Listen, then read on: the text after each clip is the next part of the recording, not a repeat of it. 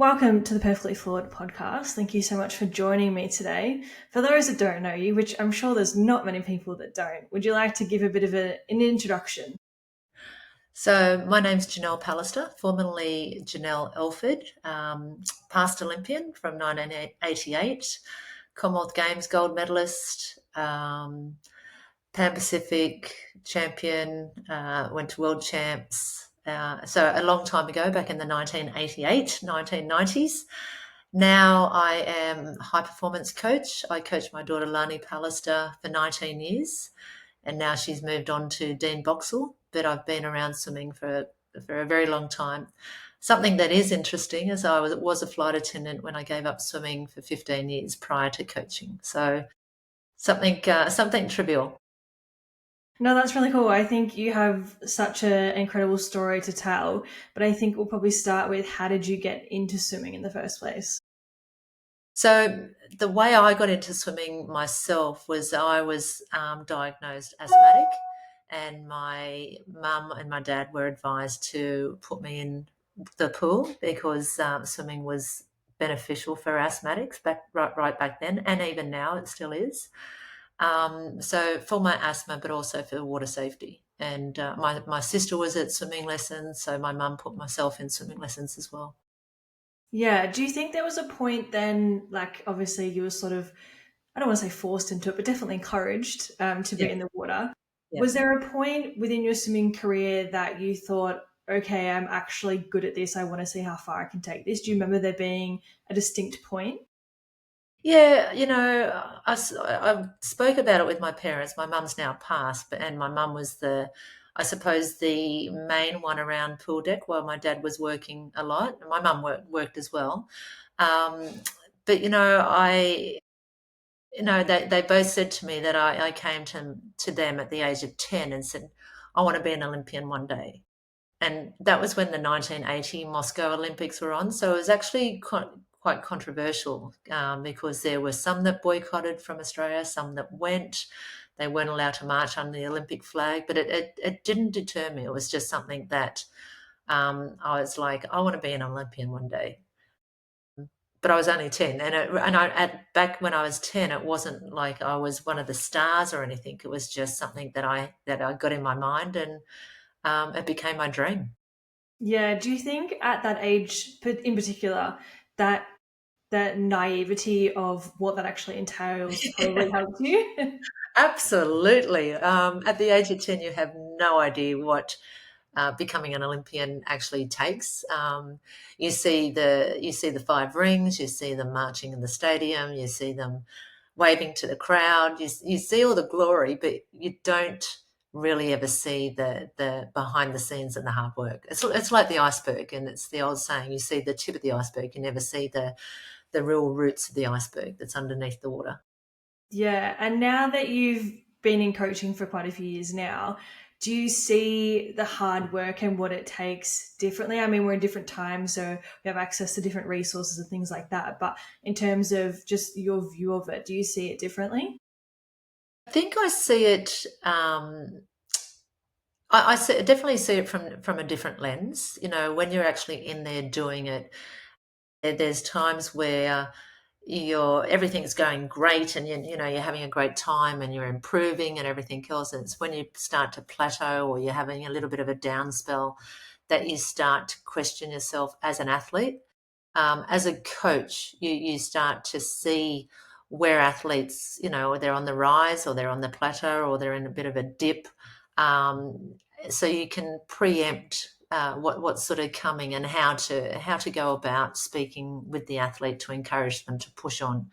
It's in those dips where people sort of, and the dark places where people lose sight of their dreams. Um, but I believe as a coach and someone that you can see this kind of thing happening, you can help them out and help them out of the dark and see their dreams again.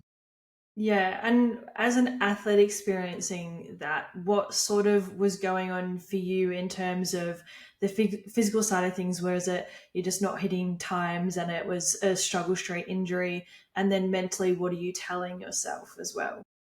So I was very fortunate. I never had an injury. I never had bad shoulders. I was never sort of taken out of the pool due to that, like a structural thing. I did have low iron at one stage, and where 1986, I missed the Commonwealth Games team. But it made me more determined to come back for 1988 when I did make the Olympic team. So I think for me, not having that structural issue, that shoulder problem where a lot of swimmers do have, I never had that hurdle to face. With the low iron, it was a matter of improving the diet, also having supplements like iron supplements, which is important for the female with the menstrual cycle and things like that. So it was something that could be fixed, if you want to put it in those terms. Um, Mentally, it's tough because I was a distance swimmer, and back then I was doing 120 kilometers a week. It's hard work. It was a hard slog. You sort of you're waking up and you're going to bed, and the majority of the time you see your coach most of the time. And I was at school at that stage, and your parents very small amount of the time, and you start to question whether it's worth it. But when you do make that Olympic team, you realise all those hard yards are definitely worth it. Yeah. And now, on the flip side of that, seeing athletes go through that as their coach, how do you sort of mentor them and navigate them through that? A really big thing I always sort of say to any athlete that I coach is make sure you know who you are without swimming, and then what swimming is to you. I think a really big important thing is having that identity of who you are, not what you're doing. Swimming is something that they do, and that they do in a very, very, very good standard. But it's who you are without swimming and who you will be outside of swimming as well. Yeah, I think it's massive. And I think, unfortunately, so many of us athletes learn that the hard way. It's when you go through an injury or you go through your retirement, you're like, oh shit, now what? Like, who am I? Like, it takes up so much of your time. People don't realize that, particularly in swimming, it does require so many hours. It's more than most people's 9 to 5 job. And it's a matter of how do you establish that outside of that, because it comes down to this balance of you have to put all your time and focus on this one thing so that you can be the best, but you then have to be able to have space to distance yourself from that. But Yeah. then it's like, oh, but I should be doing those 1% things when I'm not at the pool or when I'm not at the gym. So how do you, coach people into having that life separate? Think it's that balance. It's the balanced lifestyle, and it's something that they can't be just a swimmer. That they've what are their interests? What do they do outside of swimming? What do they do in their downtime? What do they do on their weekends? And allow them to have normality rather than thinking and breathing and eating, swimming. 24 hours a day, 7 days a week. You have to have that outlet. You have to be able to come to the pool. It's like work. You go to work, you do your job, you go home, and that's where it stops. You don't take your work home, because that line becomes quite muddied, between working and taking it home. It's the same as swimming. You go to the pool, you do the best you can do on that particular day, and whether that be in the water, whether that's in the gym, whether that's Pilates, whether that's spin, whether it's physio, rehab, whatever it may be, if you're giving your 100% there and then that's all that can be asked. But when you go home, that's where it stops. You don't have to live and breathe it. Yeah, I think it's such a hard thing to really get right. How did you go navigating that with Lani then, being that you were her coach and her mum? I've spoken to her briefly about it a few years ago now, and I remember her saying, I think she had to call you Janelle on pool deck and mum at home and, trying to find that distinguishing factor. How did you Yeah. find it? Yeah, look, it was challenging, and I spoke to Michael Bowl, who coached his daughter Georgia Bowl, and I also spoke Oh, John Wallace, who he also coached his daughter as well, and I spoke to both of them in regards to the parent coach, And I know that they were father daughter, and mother daughter is, trust me, it's another level on top. Father daughter is one type of relationship, and then you have mother daughter. And it was something that they said, especially John Wallace. Tessa, he made sure that Tessa called him coach or John at the pool, and as soon as they walked outside the pool, it was dad. And it was something that I sort of looked at and I thought, well, that's a really good strategy because it, for me, it allows me to put my coach hat on as soon as I walk through the gate, and it allows me to take the coach hat off and put the mum hat on as soon as I'm walking outside the gate. So I'm away from the pool. I'm definitely mum.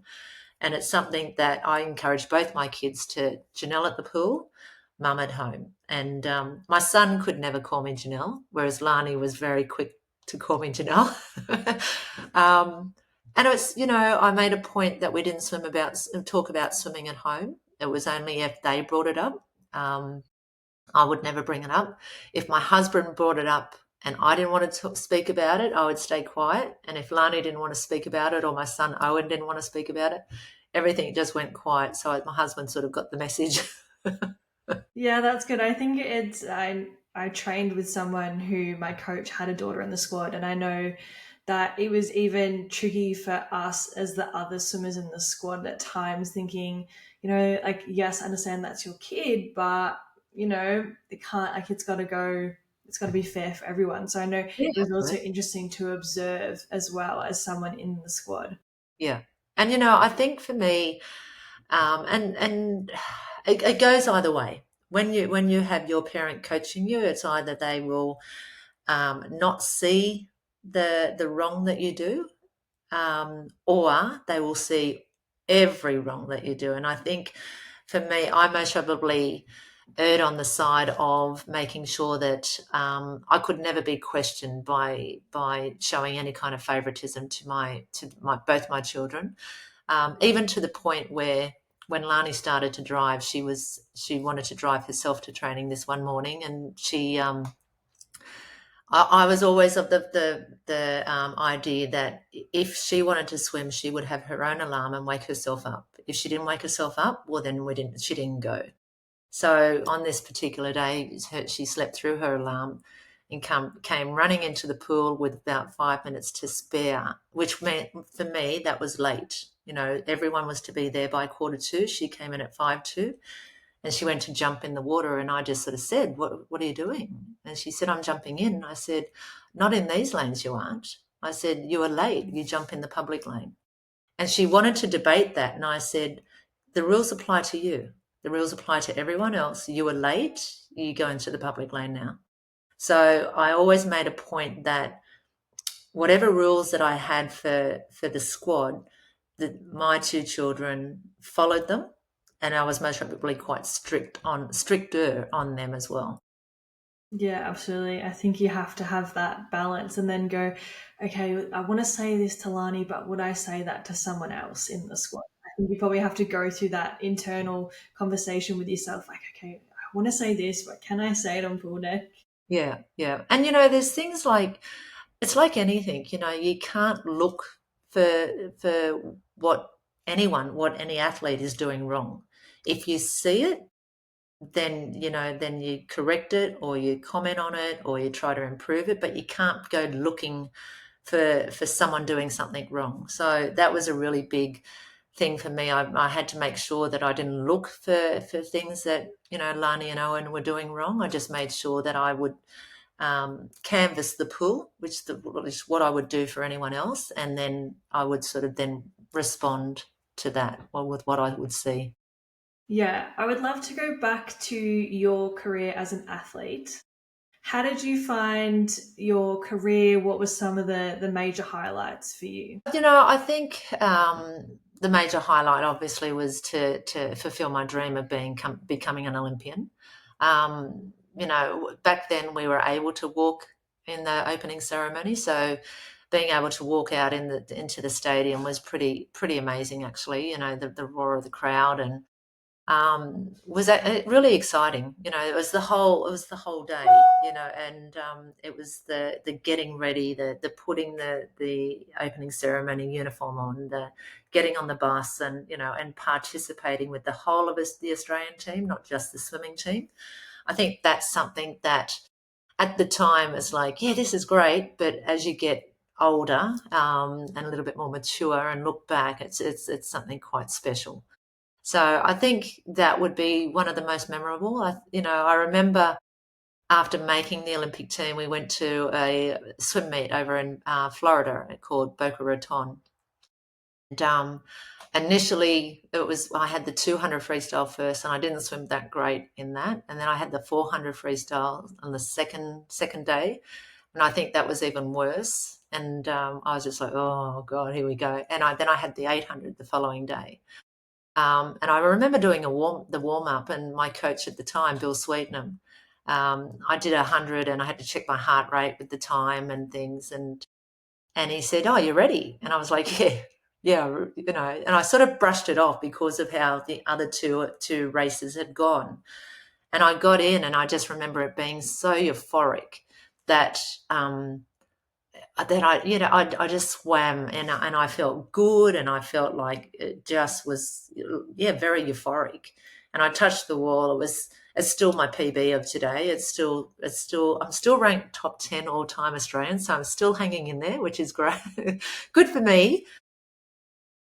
And then I had a bet with him. So, with that time that I did of that 8:24, my reward was that I was able to have a choc chip cookie. So I had this choc chip cookie that he'd got me, and then I'm sort of hoeing into this choc chip cookie, and he goes, "Janelle, you've got the 200 fly." He said, "You're supposed to be a marshalling." So I took the choc chip cookie with me into marshalling, had the choc chip cookie. I was in lane one, so there was no expectations. I was on that high, and went and did a PB in the 200 fly. And this is not what athletes should do. It's something that, it worked for me on that particular day, but I don't think anything would have stopped me on that day. It was just with how everything unfolded. Yeah, so I ended up winning the 200 fly over there, and with that time, it actually qualified me to put me into the 200 fly at the Olympics as well. So Crazy. it's something memorable like that. It's the really high goals, and the sort of the funny little things on the outside. But it taught me a lot. It taught me a lot as a swimmer, but it also taught me a lot as I've gone back as a coach. Yeah, how do you go from, I think that's what people find the hardest. Like quite often big meets go for a week at a time. How do you go from, doing the 200 to the 400 and not performing to then, as you said, you warming up for the 800, oh yeah, whatever, like type Yeah, thing. How do yeah, you switch on? Like, how do you go from not performing to like, I need to put that aside because this is a new day, this is a new race. How do yeah. you do that? So when I did it, I don't know how I did it, but now that I did go through that, I'm able to give that story to athletes to sort of give evidence as to what happened yesterday and what happened the day before doesn't mean it's going to happen today. You can make a change. If you come in and it's a new day, it's a fresh day, and just let's see what today unfolds. Let's see how we go today. So me going through that kind of experience has enabled me to give evidence to athletes of today that things change from day to day. Things change, and yesterday will not define you as the person you are today or the athlete you are today. Yeah, it's so hard. And I know, like, from my own experience in swimming, and I had a variety of events. I remember being down in Tassie for a meet, and I went from swimming the 50 breaststroke and coming out being absolutely devastated. I was in tears, and my coach was like, "It's not as bad as you think it is." It's like, "No, it's horrible." And he's like, "Well, you're going to have to figure something out because you've got the 800, like, you need to get to marshalling." So, like, Two bookends. yeah, massive different in events. Yeah, And he's like, I don't know. He's like, what do you need to do to be ready? And I was like, I just need to sit here and just cry for a minute. Like, I just need to get this out so that I can be like, okay, it's 800. I remember my friend, he was like, I'll come sit with you at marshalling. And they still segregated boys and girls marshalling. And he wasn't supposed to sit there. And he like somehow talked his way to sit in marshalling in the girls section. and he cheered me up and down the 800 free. Like he was on pool deck, like, go, go, go. Yeah. And I think he got in trouble saying you're getting in the way of the officials, like you need to step back. Like it was insane. And I ended up swimming the 800 quite well. So it's so hard to go from being devastated to turning it around, even from like one day to the next, but let alone on the same day, like within, an hour or so, to be able Yeah, to switch gears. It's so absolutely. hard. Yeah, and I think what you've just said, it shows the importance of a really good teammate. He went above and beyond as a teammate and a friend, to the point that he sat in marshalling that he wasn't meant to be there, and he was up and down, the pool deck cheering you on. So I think even though swimming is such an individual sport, I think that example that you've just given shows it's actually quite a team sport as well. Yeah, I think it sort of has to be, particularly when it comes to training. You can't survive some of those really grueling sessions without Yeah, them. You'll yeah. both be like at the end of the pool deck, like looking at each other like, I don't know who's going to vomit first, but we got another set to go. Like we're just going to get through it, whatever we Yeah. get. Yeah. And and that's what, whether you're doing 10 400s or 3100s or whatever it may be, or um, one is one, and the next that's in front of you, one is one, and it's just one step at a time. And before you know it, you've gone, oh, okay, well, I'm halfway. And then you keep on saying, this is my first one. And you just keep moving forward because what's done in the past is gone. You can't change that. What you can do is concentrate on the one in front of you. Yeah, I remember this one time there was a girl in my squad and I found her so funny. She always made training so entertaining.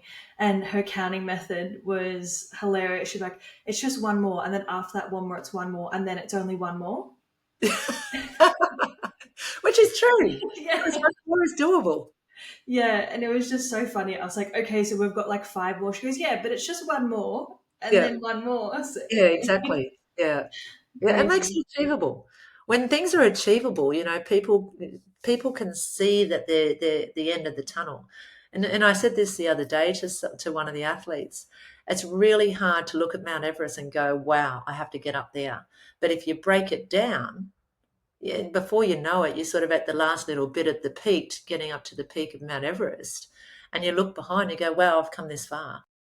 But if you keep on looking behind and then keep on looking up, that's when it becomes really hard. Yeah, absolutely. What was it like being coached by Bill Sweetenham? I mean, I was coached by him very briefly when I was a lot younger, and I remember him being very intimidating as someone who was a young girl. And he got me to do some very interesting drills. But what was it like for you? So yeah, I had a couple of coaches throughout my career, but Bill, um, and it's funny because I still catch up with Bill on every second Tuesday now. So he went from coach and now mentor and friend, and the things that I talk about now, he sort of goes, no, no, no, that never happened. That never happened. I'm like, Bill, yeah, it did happen. So we have a bit of a laugh about it. But at the time, I most probably thought he was really hard and demanding and uncompromising, and sometimes it felt like he didn't care, sometimes it does feel like your coach doesn't care. But when you sort of look back, you realize that yes, he was uncompromising because that's what was going to get me better. Yes, he was demanding because that was what was going to get me better. Yes, he was at times unsympathetic, but he never lacked empathy. So, and there's a big difference between sympathy and empathy. I think sympathy gives a little bit of weakness and it shows a little bit of weakness, whereas empathy means that you understand that it's hard, but you still need to do it, and I'm here with you. So, I think that's a really big thing that even at the time, you sort of think, oh, he just doesn't care, but there was a lot of care and a lot of time invested. And I think, most coaches are like that. They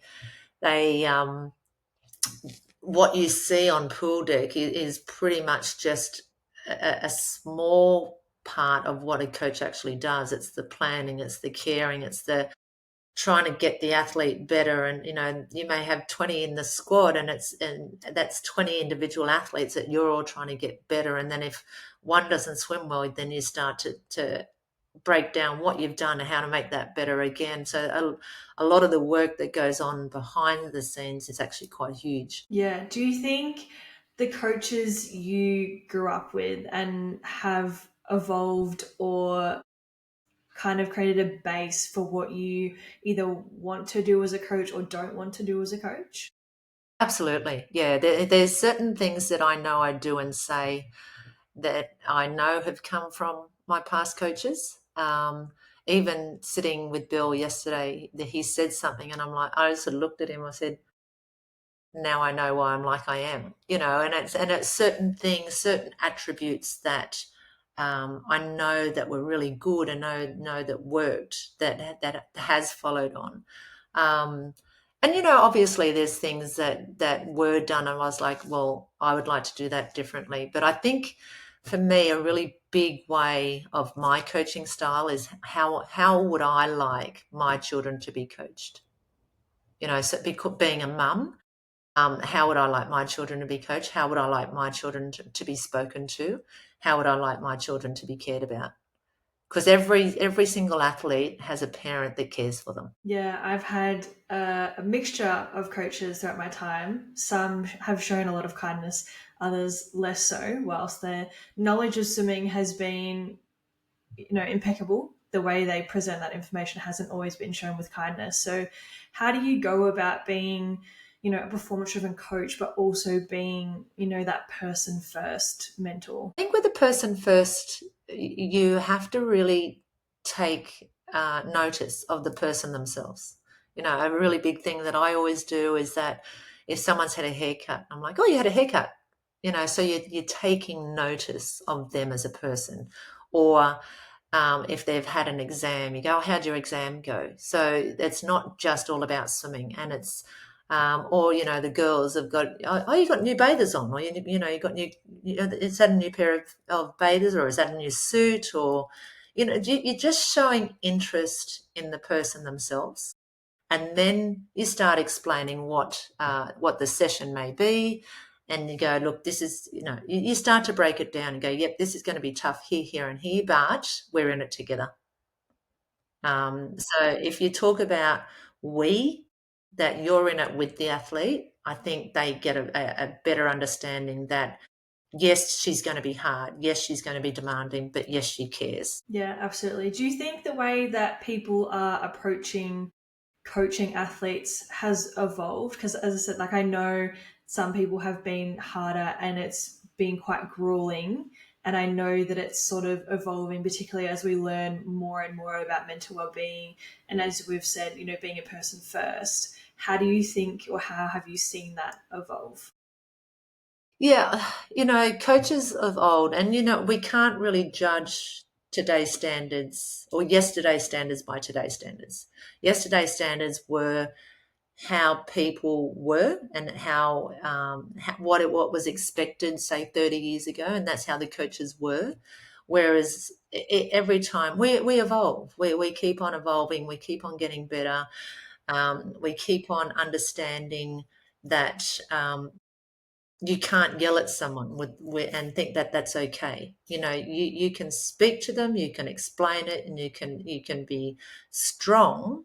You don't have to yell. So there's a difference between yelling and explaining. And I always sort of talk about my why. So if I'm doing something, I will always explain to the athlete, this is why we're going to do this.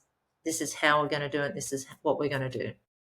So if the athlete understands the why without the yelling, but also being strong, that's where the evolution has come to today. I wouldn't say with all coaches of today, but I would say hopefully we're moving into that side of things. Yeah, absolutely. I'm going to go back to your career for a second. How did you make the decision to retire? You sort of said that you were fortunate enough that you didn't really have any injuries. How did you come to then retiring? Because I'm going to assume that was your decision and you weren't forced into it. Sort of. It was sort of my decision.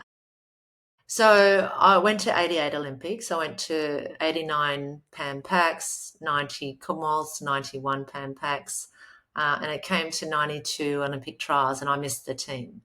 So back then, 22 was actually old for a female to be swimming.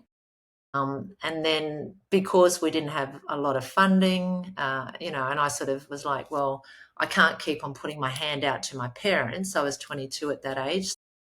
It sort of got to the point, well, it's another 4 years to the next Olympics. I'm going to be 26. Am I capable of going on? Can I support myself? And this can I support myself was no, because I had no income. Am I capable? Well, I don't know. I wasn't capable of making 92. I should have made it, but I didn't make it. But also back then there was an incident that happened that I was congratulated on my career and congratulations on your retirement, but without my knowledge. Interesting. Yeah. How does that happen? Um, I think people back then took it upon themselves that those that made 88, if you didn't make 92, it was a natural progression that you were going to retire and just move on with your life. So it was, yeah, so it was sort of announced without my knowledge that I was going to retire. And then you sort of feel like, well, maybe I do have to retire. Maybe it is time to retire. Maybe it's, oh, I am too old. So that in itself puts doubt in your own mind. So I did come home and I pretty much boxed everything up and was like, "Yeah, I'm done. I'm through. I'm done with swimming." But it was fortunate at that time because I was working with Australian Airlines, which would then merge with Qantas. That they were advertising for flight attendants. So, and it was an internal application at that stage. So because I was already in with Qantas, I'd sort of applied and I was accepted into being a flight attendant in 1993. So I was able to keep traveling, yet I wasn't swimming. Yeah, so that was sort of my transition from swimming to work life. How did you go with that transition? We sort of spoke about being a person first and being able to separate yourself from either your sport or swimming in particular. How did it go for you? I mean, I think probably having that pathway to being a flight attendant so soon after probably would have helped a lot, I'm going to assume. Yeah, absolutely. Because there was never a void, from my swimming. I was obviously disappointed I didn't make 92 Olympics, and I watched the Olympics. And but there was no real void of, oh my God, what am I going to do now? It was I had a job to go into that I couldn't do full time, so I couldn't have supported myself. But I had something to go into. I became a flight attendant. I was part of a team again. So when you're on the plane, you're part of a team. So I didn't really lose that camaraderie. I didn't lose that team feeling. Every day I went to work, there was a team, and we worked together. And the better we worked together, the better the service was. The more the passengers enjoyed it. So that was just my progression. And so for me mentally, I didn't feel a loss in any way. I don't think I really felt a loss until I took a redundancy after having the kids. Yeah, Yeah. How did you then go? I'd love to know in terms of, you had that transition and found that sort of sense of purpose. yeah. In terms of exercise and swimming, how did you go about that? Because I think growing up in a sport and being so competitive for so long, to then try and go and just go for a swim because you've been out of the pool for a while, it feels really weird. How did you go about that and just exercising for the sake of exercising? It took me a while because it was almost like I had this newfound freedom and I didn't really want to go for a swim, or I didn't really want to have to go to the gym, or so that desire wasn't really there until I sort of started to realize that, I can't keep eating the same as I was when I was swimming. If I want to keep eating the same, well, then I've got to start training. It wasn't really, I would say I would have given myself a good 12 months, 18 months. And then I started to sort of get back into exercise for me. And not a lot of swimming. I didn't do a lot of swimming, but, I would, if there was a hotel pool, we were there, I would sort of, have a little bit of a swim there and then. But I just sort of got back into the gym, a little bit of running, just to stay fit that way. Yeah, I think it's so tricky, and I think so many athletes struggle. And I've definitely, even myself found that, from stepping away from the competitive side of the sport to then, trying to turn up the pool, but but I used to be able to do this time, and I should be able to go on this cycle. It's like, but I don't need to. Yeah, yeah. If you could go to a pool without a clock, I think it would take away any kind of pressure that we put on ourselves. Um, I think also for me, like I would have no problem swimming now if I had a group to go with. But because I'm coaching, anytime there's a group, it's they're either swimming whilst the squad times are on, or and I don't really want to get in after the squad. After say I've sort of coached the squad and things like that. So it's not the hours of coaching isn't really conducive to a past swimmer getting back in. Um, yeah, but in saying that, I was part of a mum squad when I was up on the sunny coast at Cotton and I was doing masters surf life saving and which was really actually quite good. I really enjoyed that because in the surf there was nothing that I could judge myself on. I didn't do surf as a child. I only started doing surf as an adult, so it was just a lot of fun. Yeah, I think that's probably the biggest thing in sort of that transition is to find almost like a different sport entirely. So you have no benchmark to Yeah, go off and just yeah, making it fun, enjoyable, doing it on your own terms. yeah, absolutely. And it was a really great community to be involved in as well. So it allowed my children to be involved in surf, but allowed me to do a little bit of surf. And then I ended up, the surf coach because I was coaching up there. The surf coach then got me to start doing surf coaching as well. So it was all quite exciting for me. Yeah. You said that, the biggest transition you probably had was, taking that redundancy from being a flight attendant and being a mum. How Yeah. did you navigate that identity shift?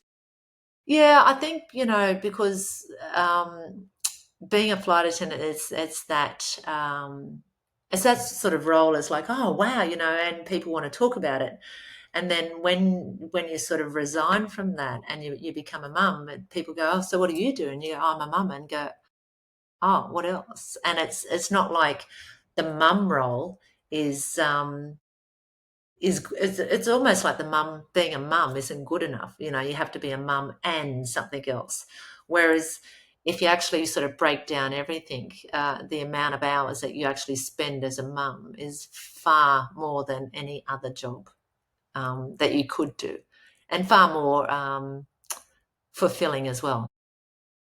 Yeah, I mean, I can't speak for that for myself, but I imagine, and I've seen other people go through it, it's such a big shift. Yeah, And I know I find it hard to navigate seeing friends that are mums and I'm not a mum to have that level of empathy and understand that it does consume their whole life, yeah, but trying to find that balance of having conversations with them that is not just about them being a mum. yeah. And it's not just about being, not just about their child either. Even now, Um, I'm known as Janelle Pallister, but I'm also known as Lani's mum. And I'm like, yeah, but I have a son as well. His name's Owen. So it's and I'm proud of both of them equally, differently. They're very different children. One's a boy, one's a girl, obviously. And but yeah, I'm proud of the people they are, not the athletes they are. Yeah, I think that's super important. In terms of going back to retirement or even injury, how do you help athletes navigate through that, particularly if the retirement isn't their choice or an injury has sort of pushed them out or something like that? I think sometimes, with an injury, you start to sort of talk about the longevity of them as a person, and if it's a shoulder, if it's a back, if it's something that is career ending, you start to work towards that transition from that identity of being a swimmer into I suppose, all the attributes that they've had, so in that growth.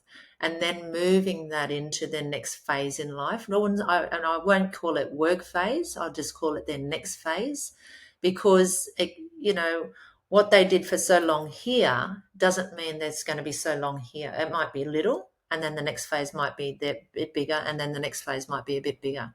So I think if you start talking in phases and start talking about opportunities and start talking about possibilities, rather than that identity of being a swimmer, I think helps them as a person as well.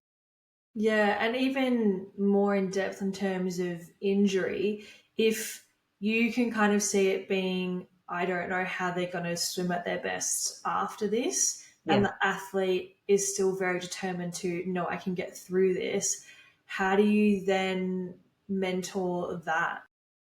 Well, I think you need to encourage outside psychology help, because they're definitely professionals in that manner. But I think just being able to talk to the person and going, okay, like we've got this injury that we're dealing with. This is where you want to go. Let's see how far we can go with it.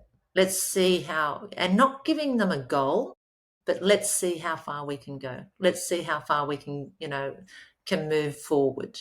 Um, and then, as an understanding between the athlete generally always comes to a point to sort of say, look, I've had enough. I don't want to do this anymore, or I just don't feel like I can do this anymore. Um, and if I feel like an athlete has more to give, but they're sort of just in that dip period at the moment, I will try to work through it. But if I can see that they've come to that point where they can't give any more because either the injuries sort of put them in that position, that's where I start to talk about that transition phase, and work through on a positive note rather than, oh yeah, but you've done all this. Because if you keep on looking in the past, you get stuck in the past. So if you sort of look about all the experience you've had through your youth in swimming, that puts you in a really good position in that transition to move forward. So you try to work on the positive. Yeah, it's so tricky. And I know, I mean, I've had some, I wouldn't say I was injured a lot as an athlete, but I definitely had a pretty big one. I mean, I broke my back, and coming back from spinal surgery is something that Wow. I don't know many swimmers have ever done. And Yeah. I think that made it really hard to navigate with my coaches. Neither of us had ever experienced it or knew anyone that had. So there was no blueprint, there was no roadmap as to what it was going to look like. And Yeah. we were just making it up as we went along because we had no idea what it was going to look Yeah. And I think if, sort of saying that, I listened to Anna Mears, when she broke her neck, and I remember listening to her when she gave us gave a talk, and she said that she'd had the accident, and then she was in hospital, she was in traction and everything else, and then she said someone had sort of brought up that she was a millimeter away from being a quadriplegic. And she sort of hung on to that. She said, why didn't you tell me that this could have happened? And her coach at the time said, because it didn't happen. And we don't need to think about that didn't happen.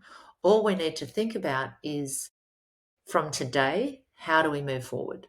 And that was a really big thing on her. Like, they worked together with a lot of professionals, obviously, with doctor, physio, psychologist, everything that was involved to get her back on track. They worked from that moment there forward rather than looking at what could have happened or what could have been. And I think like. that for me is that sort of sticks in my mind quite a bit. Yeah, I think it's super important. I remember, sort of being in the thick of it, and it was almost like watching yourself, like from above, like seeing everyone else sort of move forward, and you're sort of just hovering and Yeah, just like watching everyone progress. Like, I'm happy for them, but I wish that I was there with them. And you're just not, like, there's just that separation, like you just can't get through that, and it just being a really weird, almost out of body experience, I think is probably the best way I can describe it. And a lot of the time it's, you, and I'm sure it gets to the point of why me? Why has this happened to me? Why, what have I done? What have I done to deserve this? And a lot of the time we don't know. But all I ever really go by is, well, why not you? Why not you? Why not see what you can do with this? And this has happened for a reason. For whatever reason it may be, we don't know, but something's it's happened for a reason that may unfold later through life. So yeah. Yep. If younger Janelle could see how you've sort of evolved from being an athlete to then being a flight attendant, being a mum, being a coach, how do you think she would react? The younger Janelle looking at being a coach would be very surprised. I think because it was definitely nothing that I would ever have thought that I would have gone on to do. It was, I still don't know why. I don't know whether I looked at my coaches and thought I never want to be that hard on someone, or I never want to sort of put someone through that pain, that stress, that emotional roller coaster, or whatever it may have been. But then, yeah, it's a snowball that just kept on rolling down that hill that here I am as a coach now. And it's so the younger Janelle would be very surprised at the old Janelle being a coach. Not at being a flight attendant, not in any way, because I think that was just like, yeah, let's go and have fun. But the being a coach, yeah, very surprised. What do you think has been the highlight of your coaching career? Like, what are some things that stand out or things that you're really proud of? Oh, there's many. Um, Obviously, seeing Lani standing up, winning the Olympic gold medal, I think that's definitely a highlight, especially after all the different um, hurdles that she faced along the way. But there was also in Paris, there was also another young boy that I coached, and I sort of brought him on. He was a Paralympian, and when he first started, like there weren't a lot of coaches that wanted to spend time with him, and he was challenging.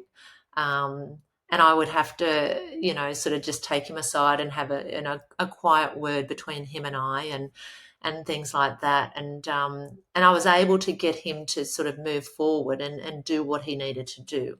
So he was, like I said, no one really wanted to sort of have a bar of him when he was young.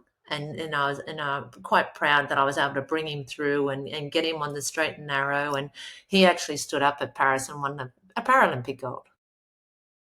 So So that's pretty cool. yeah, yeah. How do you see like resilience in those like day to day moments? We're sort of speaking about like the big ones or injuries or those sort of things. How do you see it in like the smaller day to day stuff? The big thing I think with resilience is being able to step up after you had a fall. Like, we talk about failure is actually an important step in success. And I just think there's a lot of time these days where support network doesn't want to let people fail. They want to support you so much that they don't want to let you fail. Whereas I think failing is a necessary um, activity to be done to be able to then go on to achieve whatever you can achieve, whatever the standard may be, and we go back to Michael Jordan, being cut from his junior team and never wanting to feel like that again. So, in that mind, if you look at that, that was his failing that made him the greatest that he is. Kobe Bryant's the same. You have a lot of those stories that they had those failings when that sort of coming through their career, which what made them great. And I don't think any great athlete hasn't had failings along the way. So I think that's extremely important. Yeah, absolutely. And then on the flip side of that, in terms of success, how do you define it in terms of like a career, like when someone steps away from the sport, let's say they didn't make the Olympics or they didn't make a senior team, how do you then encourage them to look at the successes of their career, and what does that actually look like? Yeah, look, there was an athlete, Bowen Goff, and he works for Vic Swimming now. You'd look at Bowen at the 19, oh, sorry, 19, oh, that's really bad. 2021, I'm going back into my era. 21, he just got touched out for the Olympic team for 21 Tokyo. He was in the lead with at 150, at the 150 at the 200 butterfly. With the last 50 meters, you had Matt Temple and David. That's terrible. David overtook him, and it was just on the last stroke that he missed the team. And then go forward to 2024, Bowen wins the 200 butterfly, but doesn't get the qualifying time and still misses the Olympic team. But if you look at it, and the way he handled his, I think, post-race interview was that of an understanding that he was the best that he could be. It wasn't good enough to make the Olympic team, but he knew that he was retiring, being the best that he could be. And he had been the best in Australia in the 200 butterfly for the last 3 years.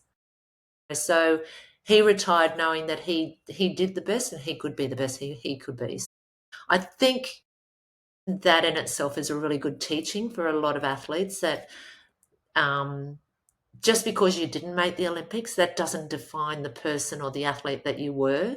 If you've been able to stand up and say, look, I know that I was the best that I could be, well, then you have won your Olympic gold medal. Yeah, I used to train with Bowen a long time ago. So I know his work ethic is impeccable. Yeah. He's a very hardworking person. So Yeah, just a great person, and if you if there's someone out there, you go, oh, I just want this for you. But again, wasn't meant for him. It was that missing the team, was that part of the makeup for later on in life? I don't know, but he's doing great things with Victorian swimming now. So he's moved on. He's happy. He's one that does. Him and Mac Horton, they do go and swim, and they do go and stay in the gym. And it's like, wow, that's it's good because they've finished their swimming and they don't hate it. They've finished their swimming and they're still doing it. So I think that in itself is a win. yeah, I think it's huge to step away from the sport and still have a love for it and still be able to be involved in it in some capacity. Yeah, and the swimmer's name was David Morgan. There you So go. I got it. I'm That's just talking about old age. That's why I forgot. brilliant. So I have a couple questions left. Do you have a favorite quote or best piece of advice that you've been given? Oh, yeah, a quote, and I think, this person was highlighted to me from Michael Bowl, and the quote is, "Don't mistake activity for achievement." And it's John Wooden. So it's a lot of people think just because they're doing it means they're going to achieve. So we don't mistake activity for achievement. Understand what you're doing, and if that's at 50%, what you will achieve will be 50% of what you're able to. But if you're training at 100%, what you will achieve is what you've put in. So you'll achieve that. So yeah, I think that's it's a big thing in life today. Yeah, I haven't heard that one, but that's really good. Yeah. The next question I have is, do you have an embarrassing sports story? Oh, yeah. Well, I have an embarrassing coaching story. Works. There was I was doing a mini squad, and I had there's a young boy, and his name was Alex Nassif, who is now playing professional soccer. So he was sitting on the side of the pool and he was shivering and things, and I said, "Come on, Alex, let's jump in." And so I picked him up to sort of not throw him in, but to sort of put him back in the pool, and he hung onto my arms as I pushed him forward, and he pulled me in with him. And I went in, and it was in the middle of winter, so I was fully clothed, and all the kids started laughing and everything else. And, I kept coaching in all the wet clothes and stuff. and it did make him laugh, and he kept swimming. And so for me, I think that's an embarrassing, yeah, falling in, doing that kind of thing.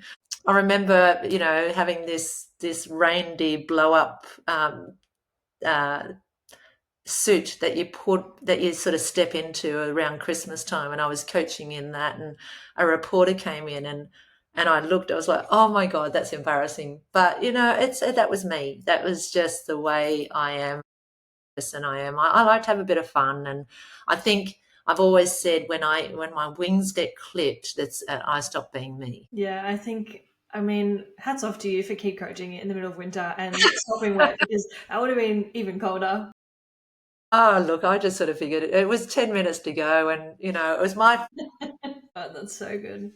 The last sort of question I have for you is, do you have any tips or advice for those that are listening? Absolutely. I think that's really good advice. Thank you so much for sharing your story, both as an athlete, as a coach. I think it's been very insightful, and I hope that anyone listening has gotten a lot out of it.